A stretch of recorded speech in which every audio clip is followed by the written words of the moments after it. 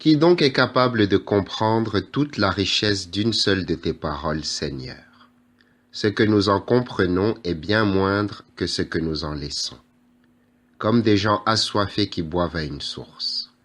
Les perspectives de ta parole sont nombreuses, comme sont nombreuses les orientations de ceux qui l'étudient. Le Seigneur a coloré sa parole de multiples beautés pour que chacun de ceux qui la scrutent puisse contempler ce qu'il aime. Et dans sa parole, il a caché tous les trésors, pour que chacun de nous trouve une richesse dans ce qu'il médite. La parole de Dieu est un arbre de vie qui de tous côtés te présente des fruits bénis. Elle est comme ce rocher qui s'est ouvert dans le désert pour offrir à tous les hommes une boisson spirituelle.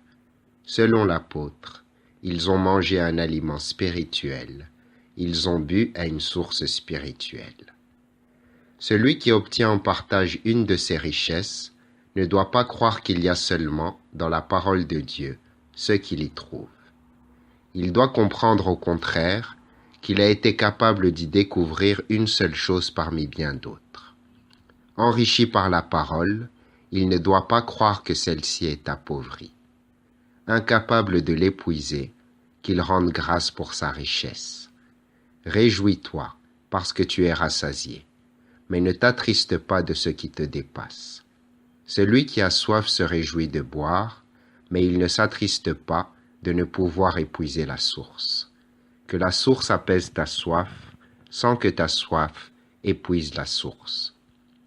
Si ta soif est étanchée, sans que la source soit tarie, tu pourras y boire à nouveau, chaque fois que tu auras soif. Si au contraire, en te rassasiant, tu épuisais la source, ta victoire deviendrait ton malheur. Rends grâce pour ce que tu as reçu, et ne regrette pas ce qui demeure inutilisé. Ce que tu as pris et emporté est ta part, mais ce qui reste est aussi ton héritage. Ce que tu n'as pas pu recevoir aussitôt, à cause de ta faiblesse, tu le recevras une autre fois, si tu persévères. N'aie donc pas la mauvaise pensée de vouloir prendre d'un seul trait ce qui ne peut pas être pris en une seule fois, et ne renonce pas, par négligence, à ce que tu es capable d'absorber peu à peu. Amen.